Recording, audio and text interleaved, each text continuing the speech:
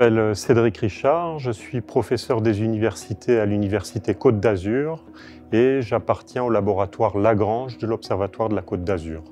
Donc le sujet de recherche de ma chaire 3IA est le Distributed Acoustic Sensing for Smart Cities and Secure Territories.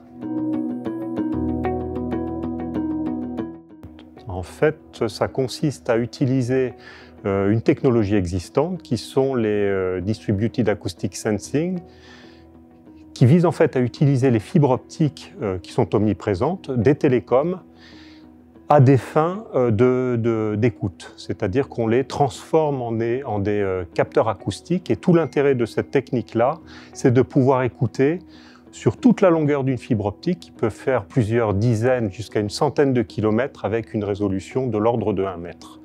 L'intérêt de ce type de technique, c'est justement de pouvoir acquérir de cette façon-là le champ acoustique et de l'utiliser à des fins des villes intelligentes. Alors des applications, par exemple, ça va être la surveillance du trafic routier, la surveillance de l'état des voies routières, ferroviaires, également l'analyse du parcours des piétons.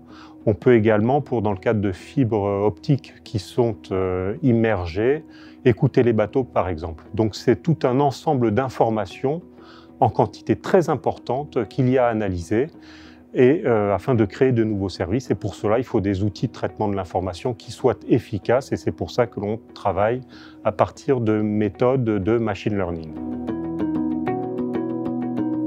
Alors dans ce cadre-là, on a un certain nombre de partenaires. On a déjà la métropole Nice-Côte d'Azur qui nous permet de faire des acquisitions pour pouvoir tester nos techniques. Et on a également des partenaires qui sont CETEC, Orange, la SNCF, avec lesquels on a pu déposer des projets. Et également le circuit Paul Ricard, sur lequel on fait des mesures pour essayer d'appliquer ces techniques-là aux courses de voitures. Alors, on a de multiples collaborations internationales sur ce sujet-là et sur des sujets connexes. Ça passe par des universités américaines prestigieuses telles que le Caltech, UCLA, mais également des universités telles que l'université de Florianopolis au Brésil. En Europe, on peut également évoquer des universités espagnoles ainsi que le PFL. Traitement distribué de l'information, détection, estimation, classification, machine learning. Alors, j'évoquerai 2 étapes majeures dans le cadre de ce projet. Il y a tout d'abord des rencontres formidables qui ont été permises par le 3IA. Je pense notamment à mon collègue Anthony Sladen, qui est géophysicien, avec lequel je travaille sur ce sujet-là. Donc ça, je pense que c'est une étape qui est super, puisque ça permet de faire de l'interdisciplinarité, de travailler sur des projets comme cela. Et le deuxième point, c'est que l'on nourrit actuellement le projet de lancer une entreprise.